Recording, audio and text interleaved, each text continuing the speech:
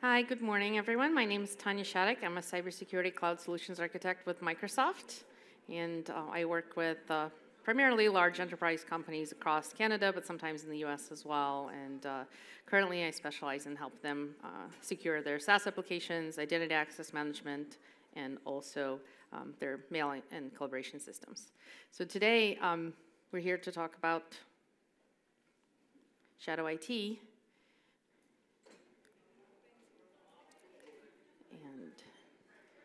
Just waiting for the slide deck. Come up. Here we go. All right. So we're going to talk about Shadow IT, and the takeaways I hope you walk away with is, one, that it's how widespread it is, two, how much risk it poses, and three, that it can be successfully dealt with, and hopefully you'll have some guidance and ideas on how to deal with it. With the AI chats being all the rage,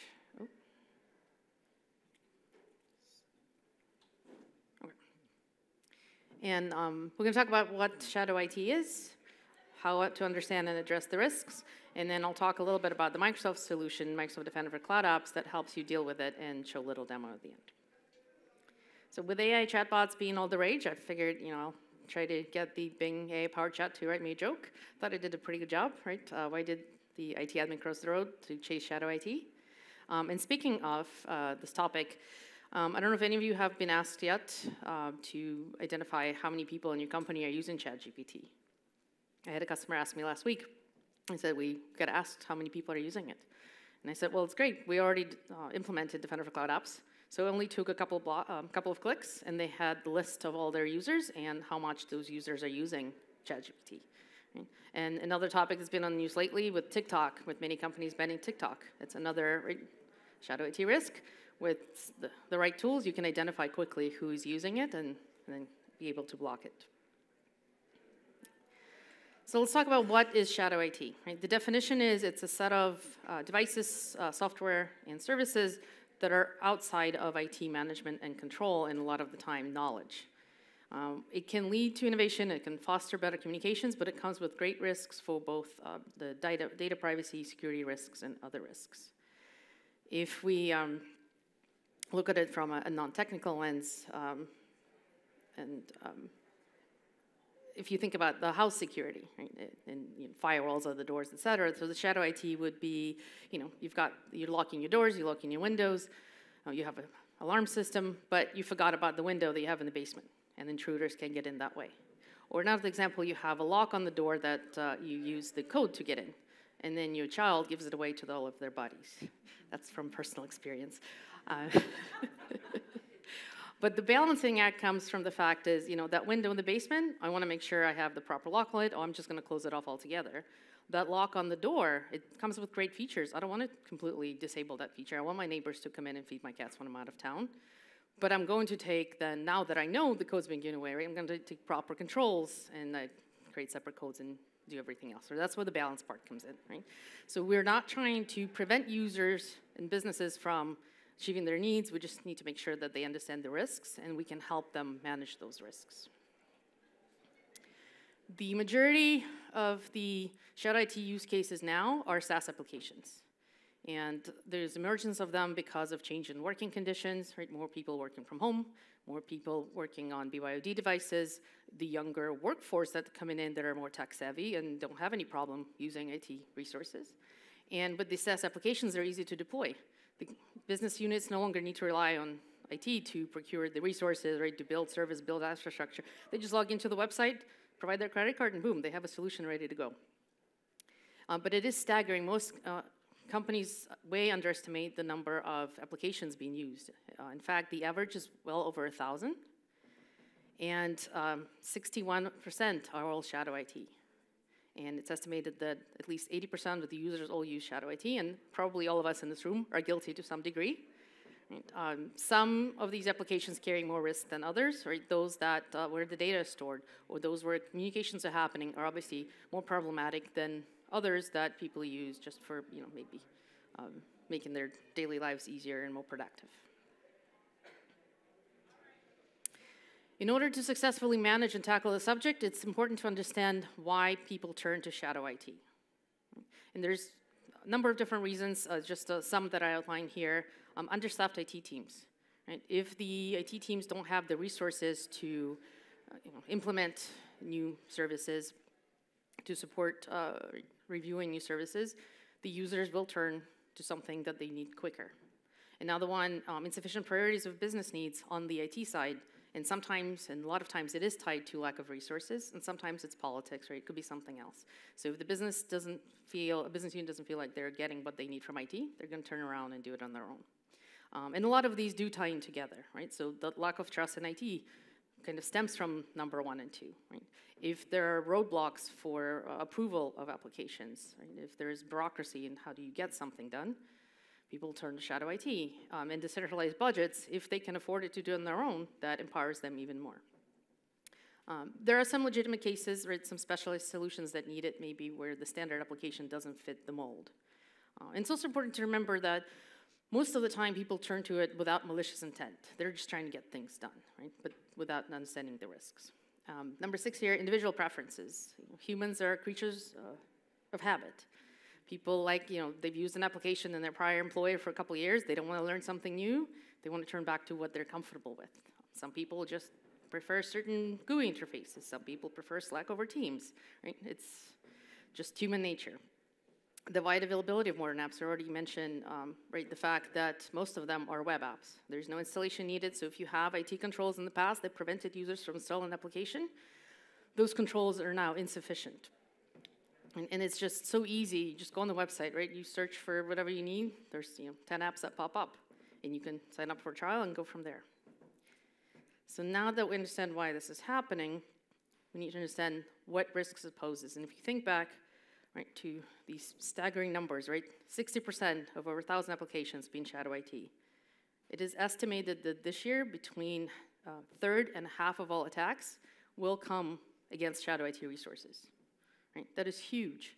And if you take into account the costs of breaches, and as much as they're going up, this is why we really need to worry about it and try to do something about it.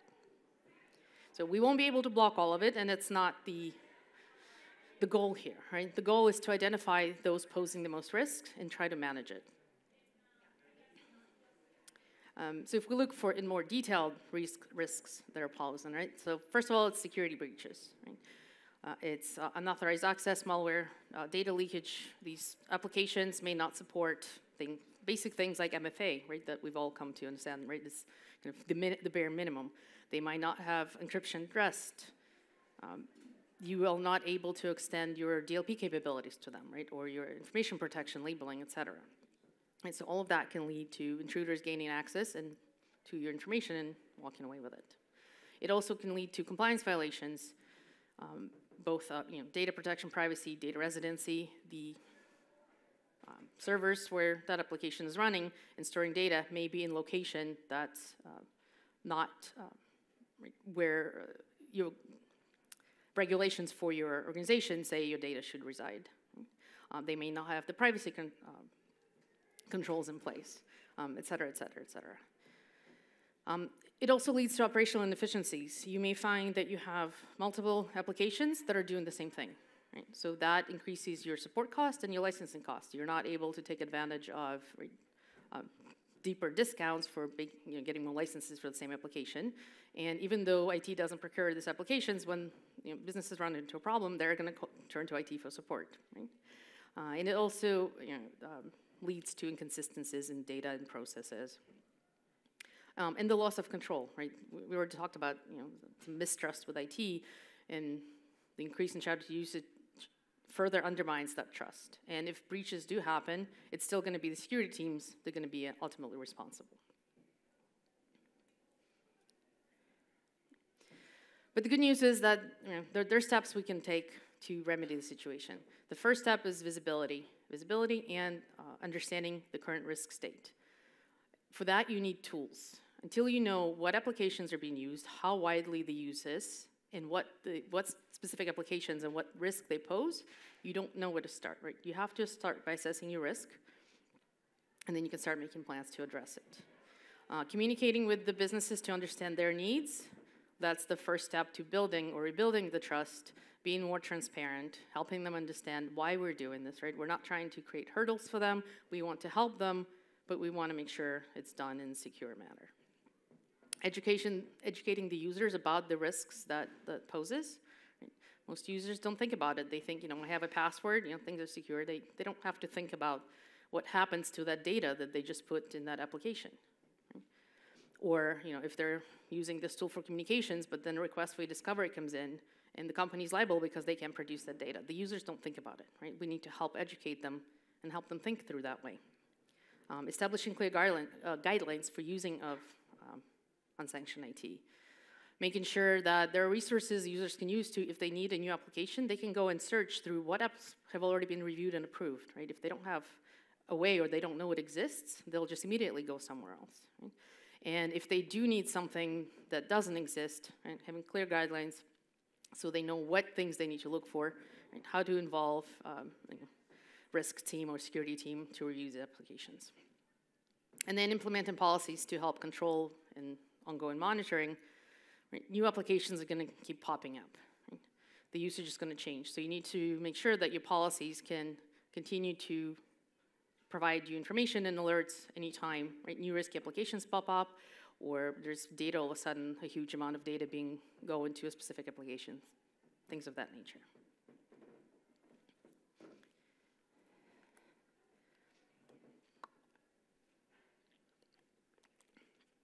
Microsoft has been on a journey to manage shadow IT use internally for the last couple of years.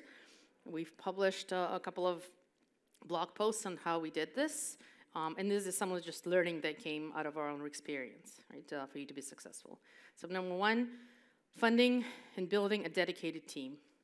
That team would take a lead and be responsible for moving things forward. Now, it doesn't have to be their full-time job, right, but it's one of their responsibilities, right, and accountabilities to move this forward. And along with that, you need people in each department, division, depending on how your company is organized, to be responsible on their end and be your security champion, be your point of contact, and they'll be responsible for moving things forward in that division. Driving culture change is another one, right? Fostering that culture of security and security mindset for all users, even down to users who just do basic work. Right? Having senior leadership support can also go a long way to help on this journey. Providing training, customized support, and education. That would help build the trust, right, help point people in the right direction, etc. And then showing empathy and appreciation. Right? Most people are reluctant to change. Right? Some of these very risky applications, there will be instances where you'll be able to help control and bring apps under control. But there'll be other instances that users will have to stop using those applications. Right? They'll need a little hand-holding and showing them empathy instead of just saying, you can't use this, it's too bad, right? We want to build that trust so that next time they need something, they'll be more likely to turn to us. To be data-driven, creating some kind of measurement system so that you can track your progress and show your progress, and especially early on, providing reports very often that shows, right, that things are moving. And communicating that to the right stakeholders. And then finally, divide and conquer. When you first see the report, if you've never ran, right, the discovery report, it can look insurmountable, right? It'd just be like staring at a giant mountain and how you're going to climb it. So subdivide it into smaller tasks that can be accomplished, right? Depending on what your risk portfolio is, right? Focusing either on specific risk factors or specific compliance, depending on what's most important to your business.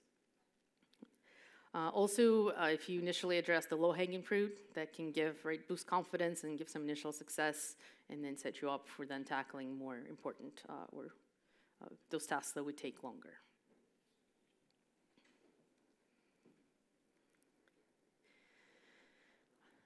I don't know if you get copies of the slides, but you can just search on the internet about how Microsoft did Shadow IT if you want to read those blog posts. One of the other learnings that came out of this too is that different divisions, different teams were different maturity level, so they needed to be approached differently. And those are the lesser maturity level, right? Don't expect them to go, right, from zero maturity all the way to just, we got this under control, right? Baby steps, pull them along, meet them where they are, and help them go from there. Okay. So now that we talked about the risks that it poses and how widespread it is, let's talk about how you can address it. So you do need technical tools, and the tool that you need is CASB, Cloud Access Security Broker.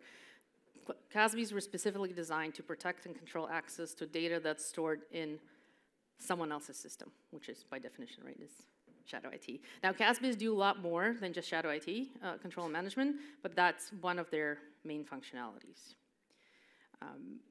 For the top use cases for CASBs, this is not just Defender for Cloud Apps specific, this applies to all CASBs. So it all starts with discovering the usage of shadow IT. Discovering the applications, assessing the compliance requirements, assessing the risks, and then unsanctioning the applications that the users absolutely should not be using. And then when you identify other applications that are sanctioned but not managed, you can start bringing them under management. Right? You can do things like, is it possible to integrate it with Azure AD for single sign-on so you can take advantage of conditional access controls? Can you extend your DLP capabilities? Can you connect? Do they have an API where you can connect and you can scan the data at rest to identify any sensitive information that's being stored there? And CASBs can also help you identify cloud threats in your cloud applications. Now, the way they do that to identify the usage of cloud applications, that is done through log file uploads from your network appliances, your firewalls, your proxies, your secure web gateways, or directly from the endpoints themselves. For the control of the sanctioned applications or to identify cloud threats, that is done either through API connectivity or through sending the sessions through reverse proxy connection.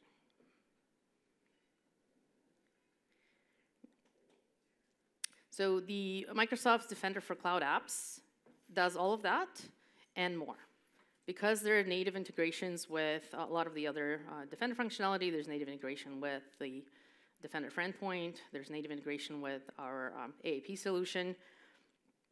It also integrates with third-party IDP solutions besides Azure AD or third-party DLP solutions. And one of the other features we have is security posture management for certain cloud applications. But today we're going to focus specifically on the shadow IT piece of Defender for Cloud Apps, but it does so much more. And then if you've already invested in E5 security features, if you have E5 licenses or E5 security, you already have this product. It's also available as a separate license, but you may not be even aware that you already have this. And you can take advantage of it. If you think back, right, to the point I made about not having enough resources, this actually helps you save time and resources, right? It takes only 15 person-hours for the original configuration. And then an average of 12 person work hours per week to maintain it. Once you configure the policies, they'll automatically fire on the data that's coming in.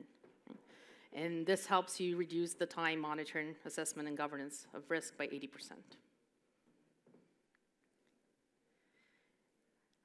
So shadow IT management has to be approached as a life cycle.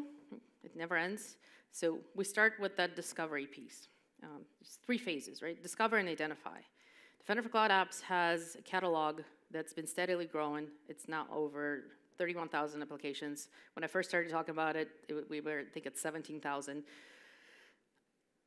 That catalog has information for these applications that we know about, and we also score them on over 90 risk factors. Anything from how long has the company been around to where do they store their data. There is security and compliance and legal controls, what's available, what regulations do they comply with, et cetera. And that creates a risk score for each application. And you have control, depending on what's more important to your organization. If you have to abide by specific regulations, you can put more weight on certain controls and change the score metric of those applications. And after that, the next phase is to evaluate and analyze, right? To evaluate the compliance. Is this app GDPR compliant? Because I have to be compliant with that. Or looking at the usage, as long as the logs have information on the users and the data being exchanged, you can see who are your top users or who are all the users of this application. How much data is being uploaded or downloaded. And in certain instances, if the information is coming from the endpoint, also what devices are accessing those applications. And then finally going into the managing phase, managing and continuous monitoring. So starting to govern the applications, those that should not be accessed will be blocked, those should be accessed, right? This is where we can put further control again, right? Either bring as an SSO, setting up session controls, or any other available features that you can use. And then continuous monitoring, setting up policies that automatically alert you if there are changes in usage in a specific application, or if there's a new risky application pops up in a specific category. You can also take advantage of machine learning. We have anomalous detection. So this tool will alert you if the usage of the application becomes anomalous. So you don't even have to try to figure out, right, what guidelines to put in those policies. It's just another view of that, right? So you start with getting the list and reviewing the applications, looking at, right, the usage, the risk, and compliance scores, and then deciding, right, whether the apps should be managed or unmanaged. Sorry, sanctioned or unsanctioned. How do you know, right, whether or not the application should be sanctioned or unsanctioned? So think about it here, right? Should employees use it? For some applications, you'll know right away. Right? You'll see Salesforce, and you're like, oh, this should probably, that sounds business related, right? Or you'll see something else that either you know should not be used because, right, it's specifically stated not to use it, or because you know it's a risky app. So if the answer is, should my employees use it? No way. That's easy. Just unsanction it, right? And then that will start blocking access to those applications. If the answer is yes, of course, let's say Salesforce, for example, then tag it as sanctioned, and then figure out other further controls that you need to put in place. If the answer is yes, then create plans, right, to introduce those additional controls.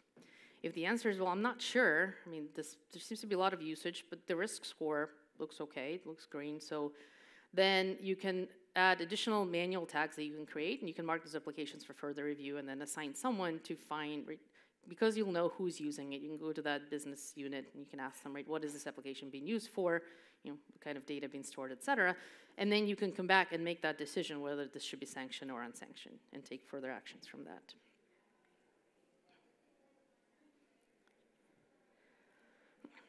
This is a little preview of the dashboard, and we'll see a little bit more in the demo. Right, so you get discovery data across SaaS application, IaaS, and PaaS. You have access to the cloud catalog here, and then for all the applications listed, you will see that detailed information and the risk score as well. You'll see the usage patterns over time, the amount of data, who's accessing it, et cetera. You can start sanctioning applications right in the tool, and then depending on your integration, the blocking can happen automatically. And you'll see with Defender for Endpoint and with certain security web access gateways, the blocking will start happening automatically. So you don't need to do anything other than hit and mark the application as unsanctioned. And you can configure policies. There are lots of templates that we have that you can start with, and then you can build your own policies based on your needs. And you can get alerted from those policies, and we have integration with Power Apps, with Power Automate, so you can create any workflow that you need. You can kick off a ticket in your ticketing system. You can send a message to teams, right? You can leverage the power of Power Automate to take additional actions once the alert is generated. The best and easiest way to bring the data, discovery data, into Defender for Cloud Apps is with Microsoft Defender for Endpoint. Again, if you've invested in the E5 security solution, you have both already. And if you have Defender for Endpoint running on your endpoint devices, this is just the Windows 10, Windows 11 devices. By just checking a single box, that discovery data is going to start flowing into the portal. And the other way around, in terms of blocking unsanctioned applications, it's 2 clicks, 2 checkboxes in the settings, and your unsanctioned applications are going to start getting blocked on the endpoint device. Right? So there's no additional infrastructure, there's nothing else you need to do, check a box, and the data is flowing in. And you also get the device-based data discovery as well that doesn't come from the device application logs.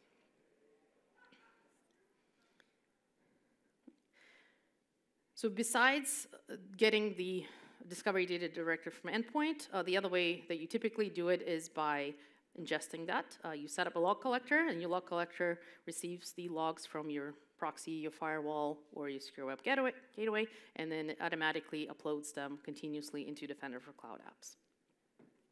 And we have guidance on how to set up those log collectors. You have options to do it in the cloud or on-prem. We recommend that you do both to get the most visibility, right? The other advantage of the Defender for Endpoint integration, you can get data when your users access those applications outside of your corporate network, right? If they're not on VPN, they can still get to those applications, and you won't get that visibility from, right, your firewall logs. But you can bring it data from multiple sources for the most visibility. If you have one of these secure gateways, secure web gateways, Zscaler, iBoss, Karata, Menlo, or Open Systems, then you're in luck because the integration is almost the same as Defender for Endpoint. We've worked with those vendors, and so the discovery data flows in directly without having to set up a log collector. So again, right, less infrastructure for you to set up and maintain and worry about. The blocking of unsanctioned applications, the unsanctioned application list automatically gets synchronized to those devices. So it just makes the whole process much simpler. Now, when we talk about Shadow IT, we also don't want to forget about OAuth applications. Those are the applications that use the Azure AD consent framework. So they started out in the consumer space, right, where you could log into certain apps using a Facebook account, right? But now they're taken off in the enterprise, and it's especially, the risk is heightened if you have not blocked users from consenting to the applications. It's also one of the new vectors of attack, right? The bad actors are trying to trick users into giving consent to a malicious application, and that application will then have access to their email or all of the files on SharePoint that they have. So Defender for Cloud Apps has an OAuth app visibility. You get the list of all the applications that consent has been given to in your tenant. You can see all the permission and permission levels for those applications and get the visibility that way. And you can even block applications from here. If users have already consented to it, you can block it from here, and then the users will not be able to access it again. They'll get an error. And the other piece that gives you even further visibility into that in terms of what those OAuth applications are actually doing. What data are they accessing? Right? Which applications are over provisioned? They have permissions that they're never using. So this app governance add-on is actually going to be free as of June 1st. So this used to be a paid add-on. So in 2 days, it's now going to be built in. Microsoft realized how much value it's bringing, right, and what risk is mitigating. So we made a decision to make this free, right? It's not often that we remove the prices versus making features paid. So this is I'm very excited about this coming to everyone who's already using it, just to gain deeper visibility into those OAuth applications.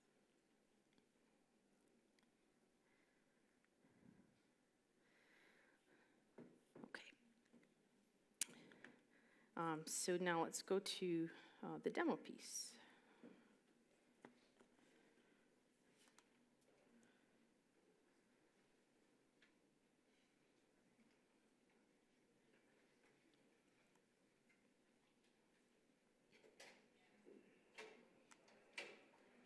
All right, so one of the other recent changes is that we've integrated Defender for Cloud Apps into the Defender Security portal, so you don't longer have to go to a separate portal. Everything's integrated here.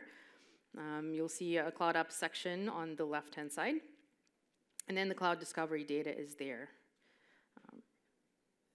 If you do have multiple sources of the data, right, something coming in from Windows 10 devices or from your network appliances, you'll see them as separate reports.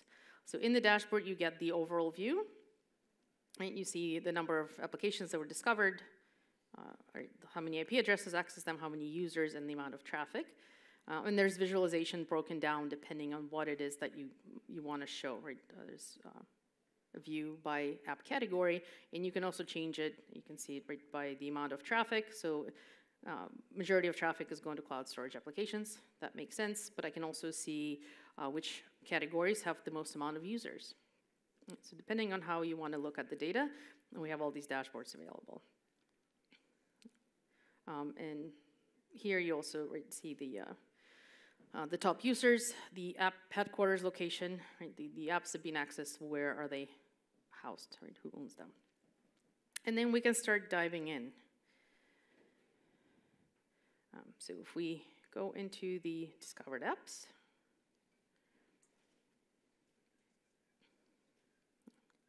so this will show me the more detailed information on the apps that were discovered.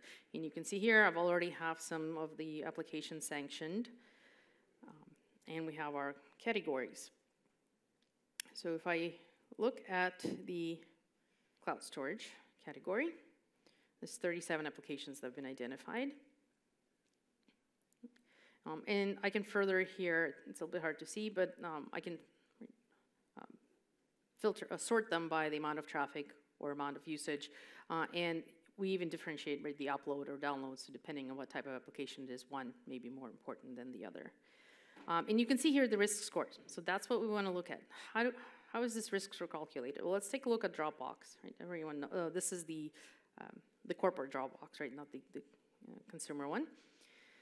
So here's our score metrics. Right? There's multiple categories. Each category carries a little weight toward the risk score, and each individual attribute, let's call them that, also carries a weight. Right? So we can see here the admin audit trail, and it tells me, right, that this is adding 5% of the weight to the category. This is what you use to understand, right, what the risk factor of this application, and in terms of legal and compliance, right, you can dive into those details. And then you can also change the metrics to suit your needs better. We can go in the settings of the cloud apps, we can change our metrics to what we want it to be.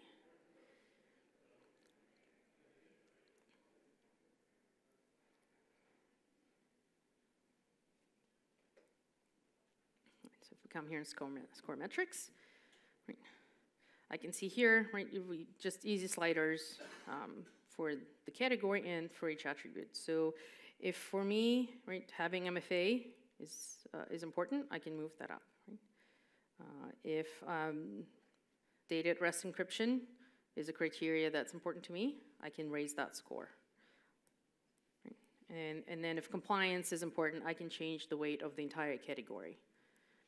And once you adjust these metrics, it will recalculate the risk score for all the applications, and it will use that for any newly discovered applications. Now, if you don't agree with something, you can always provide feedback to Microsoft for us to adjust it. And you can also see the entire catalog in the cloud catalog. There might be applications that maybe haven't showed up in your view yet, but if you want to see how much Microsoft knows about that application, you can also leverage this cloud app catalog. So we can look here for ChatGPT. I think it's called OpenAI. There it is, OpenAI ChatGPT. So we have it scored at 10. But you can look right into specific details of for this application. So if we go back to cloud discovery, and I'm going to go directly into the cloud storage category, and I am going to look for applications that don't support data encryption at rest. So there's lots of filters we can use. So this is a security risk factor. Data encryption at risk method. So I can look for a specific one. I can just say, give me everything where it's not supported. Right? So not applicable would be more of the case where the application doesn't store any data. So I can see here, right, these are all the applications that my users are using, but they don't support data encryption at rest. So this one right here, WeTeam, right, it has a decent risk rating. I can go directly into the application and dive into, right, to see that analysis in usage, who's using it, how much are they using it, right, the usage over time. You can see the overview, and then we can dive in, right, and view the data. So usage, right, this is by traffic, and then I can dive in and get the whole list of users. So that use case I told you about getting all the users of ChatGPT, that's all we had to do. We had to go into Discovery, go to the application, come here, and export the list. So for this application, right, since I have a lot of users using it, it has a kind of an okay risk score. So I'm going to tag it for later review for someone to look in deeper, because I want to go ahead and unsanction all the other applications that don't fall into that category. So the 3 tags that are there, sanctioned and sanction monitored, actually have built-in meaning, so to speak, right? So if you mark applications unsanctioned, Defender for Endpoint will block it. If it's unsanctioned, it'll be blocked. Monitored, it'll be blocked, but the user will have an ability to bypass it. So it's kind of teaching users they shouldn't be using it, but for now, right, you can still use it. And sanction doesn't have any effect. And then you can create other tags on top of it to use for business case. You can either tag them with specific divisions or departments, or you can tag them with, I'm gonna say, create a tag that says for review. And then I'm going to go back, and for all the other applications in that category with that filter, I'm going to unsanction them. I can unsanction them individually here, but what happens if the new application, right, pops up with the same criteria? So then I can create a policy that will automatically do that for me. So let me find that security factor.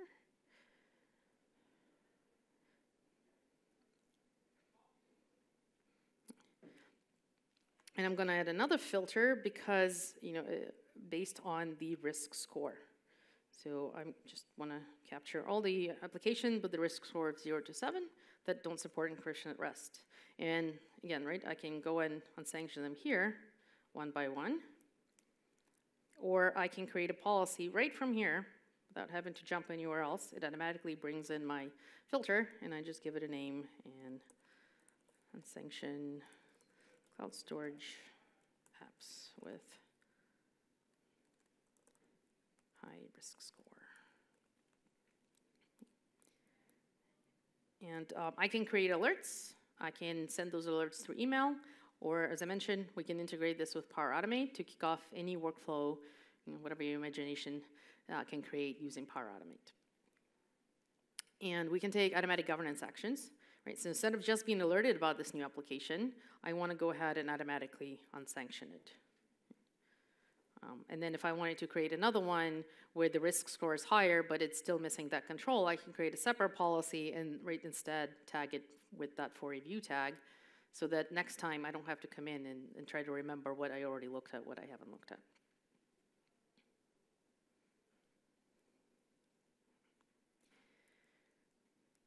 And then we have it here in our policies view. Now, if you notice here, right, across the top, we have our discovered application, discovered resources. Those are the resources in your IaaS and PaaS solutions that we support: Azure, AWS, and Cloud, Google Cloud. We have IP addresses and users, but we don't have devices. This is because the snapshot report is kind of a one-time. It's from a firewall log, which doesn't have the device information. If I switch to a tenant that has the MDE, I get that device tab. So now I have that per device information, and it gives me additional data.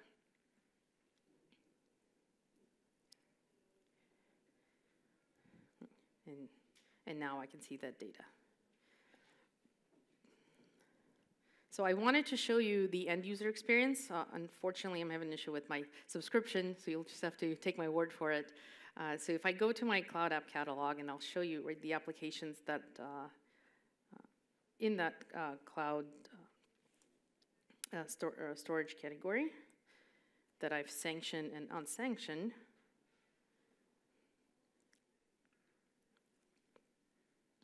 So if I look at the sanctioned applications, if I were to try to go to box.com, I would just be allowed to go there. Right? If I were to try to go to applications that's unsanctioned, so in this case, right, Google Drive, if I went to drive.google.com, I would get a block screen, and it uses the Defender Smart Screen for blocking. And I also have application that's monitored. So if I went to a monitored application, I would get that red blocking screen, but there's an option to continue. So it helps with that in-between step. Yes? So quick question. So for any applications that are unsanctioned or sanctioned but monitoring, right, just what you're walking us through, let's say if I was a user and I go on I want to access an unsanctioned application, will the tool then guide me to go to a tool that's actually sanctioned, or do I? No, unfortunately, that's not there. Yeah, so this is where you have to create some other procedures for people to go and be able to find those. Right, or even for the sanctioned monitoring, right? Like you just have to know which tool to go to then. Yes.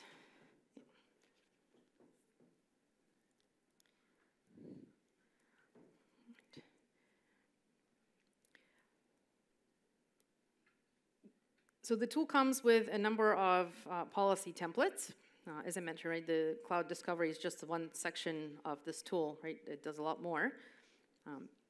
But we'll walk through creating a policy for detecting anomalies in newly cloud discovered applications. So I can come in and pick a template for cloud discovery anomaly detection policy. And here I have anomalous behavior discovered users, and I can create a policy from that template, and I'll be alerted on any deviations in the normal usage in the discovered application. So you can see here examples. If large amounts of data, if someone is uploading large amounts of data compared to other users, that will automatically generate an alert, or large number of transactions. And there's not much you have to set up here, right? The machine learning does all the work for you. You just set up the applications and start getting alerted, so you can start paying attention to them. I also mentioned the OAuth plate and the app governance. So this is where I can see all my applications. I can search by specific permissions. If I want to see all the applications where permission is given to all the users, all the files that user has in SharePoint. So you can search and filter for specific permissions. If you were to try to look at that data through the Azure portal, you would have to navigate to each application and go to each permission, right? This is one level view, and you can look at all the applications. You can create policies for alerts as well, and from here, I can ban the application. So this is a little bit different from sanction and sanction. There's sometimes a little bit misunderstanding between the two. Right, so these are the actual applications in your tenant. Right? They're actually, users are logging in with their Azure AD accounts. So if you ban the application here on the Azure AD side, it disables it for sign-in. So these are applications already in your environment. And from user experience, it provides better user experience because if you ban it, then when the user tries to go into it, they get a message that this application is disabled.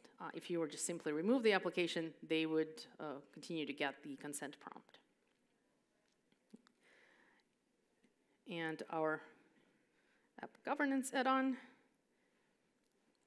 that gives us the deeper visibility, and you can set up alerting when certain applications access, for example, data with sensitivity labels attached to them. Right? So you can actually monitor not just what permissions those applications have, but how they're actually using the permissions and what they're actually accessing.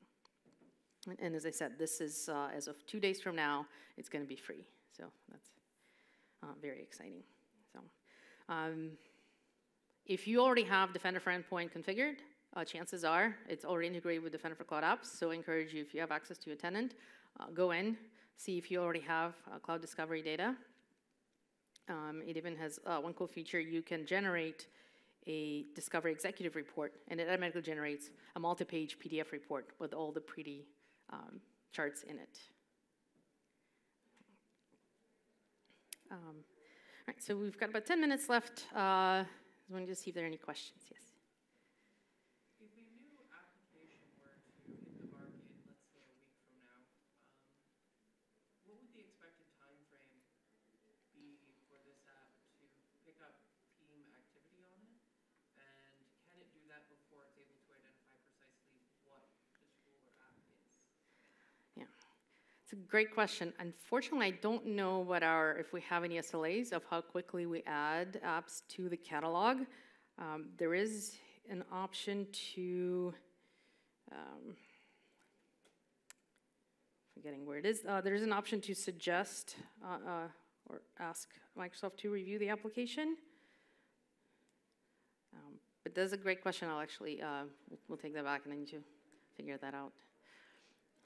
Yes, I'll come back to you next. So I guess my question is, how frequently is the risk rating for each application changed or updated? So let's say if there's like some sort of security incident or, you know, some sort of issue with an app, like would this tool perhaps provide an alert just to, you know, inform its users that there might be some, you know, some sort of activity going on? Yeah. There's no built-in alert to tell you if the risk score changes.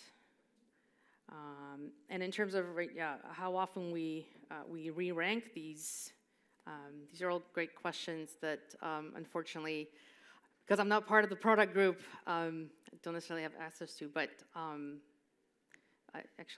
that's something I'll find out because I'm sure other people will be asking as well. So I'll come to you next. You had a question. Hi, good morning, by the way. Testing 1, 2. So, great presentation, by the way. A quick question for you here. So I can have a high risk, I guess, in terms of the definition for what you have for your metrics for a particular app and have it sanctioned at the same time? I'm going to give you an example. So you got ChatGPT, great reason for not having it. But if my organization requires it and it doesn't meet, you know, the audit logging, the MFA, it's an extension, etc. I mean, it's going to show up as red, but it's something that requires. Another question, I'm a Microsoft fan, by the way, so no aspersions cast here. If I want to block Microsoft apps like Power Apps and any application profile similar to ChatGPT, maybe Bing with ML, can I do that from what you have? Yeah, so the second question first. You could do things on categories. So right now, what I noticed about ChatGPT, it's in the productivity category. I'm waiting soon enough, I'm anticipating we'll have a separate category, right, for AI-based applications. So in that case, you'll be able to create policy to automatically unsanction either all applications in the category or right, if they don't meet specific requirements. For your first question, I think most of the time business need trump security. But the difference is when you know the risks, right, or if there are any other mitigating factors you can put in place. Right? And I know which way politics went out, but the difference between knowing about shadow IT and not knowing what's out there and what the risks are, that's right. Just even knowing what those risks are, and then having someone sign off saying, yes, we accept this risk. That's the difference between that and not knowing that someone's using these applications. I thought you had some maturity along it where people have been, your organization have been using it. I've been seeing a few that want to use it, and then different sides of the fence. Some have it, say yes. The others say it's a risk because of where it's being used. And so I wasn't sure how you classified based on your scoring that you would come up with. Well, so we calculate the risk based on each of these criteria, right, and how much weight they have. So you can individually change the weight for certain categories if that's more important to you. But the policies, you don't necessarily create policies just on risk alone. It could come down to specific applications, et cetera. Just two other pieces. One is that I guess it's all cloud-based because I've seen apps that are shadow IT that are mobile, but no discussion on Intune here for the use of it, the use case. And the other is that so Prisma, as well for secure web gateway, doesn't integrate with the suite you have? We don't have native. Yeah, it's not on the list. It's there's 5 that we have right now. That's not to say that we may not eventually have that. But these are the ones. We started with just Zscaler and iBoss. So we are building out more direct integrations. You can still pull the logs through the log collector. It's just for these systems, it's more direct integration that don't require any additional infrastructure. Yeah, so no, this is not the APIs. These are the web logs. Okay, you had a question? Yeah, so I've worked with Defender for Cloud Apps for the past year and a bit, and I'm a big advocate for what you guys are doing for policies, embedding Power Automate into the policy function to be able to kick off business workflows. My question with long-term plans, are you planning on leveraging more automation functions like from logic apps to, pardon me, to offer auto remediation functionality that's a little bit more UI friendly for the interface? So for example, if there's a detection for risky data use for one of the applications, instead of having to have a SOC team member go in and investigate it, we have a workflow that automatically kicks off to restrict access for that application to that database so that we're mitigating the risk before we actually have to manage it with a human being. Yeah. I'm not aware of anything on the roadmap to build that into Defender for Cloud App itself, but you can bring the discovery data and the alerts into Sentinel, right, or into another SIEM, thank you. We can set up integrations from Defender for Cloud Apps with third-party SIEM solutions, and you would build that automation, those automatic remediations there. Okay. Because it can vary so much from company to company, what steps they might take. But we're definitely creating more APIs, right, and ways to export both the discovery logs and the alerts into other systems for you to be able to take advantage of them. Great. Okay, thank you. All right. Yeah, if you think of any other questions, I'll hang in the back of the room for a little bit, and then throughout the day, in between the sessions, you'll find me at the Microsoft booth. All right, so thanks so much for your time.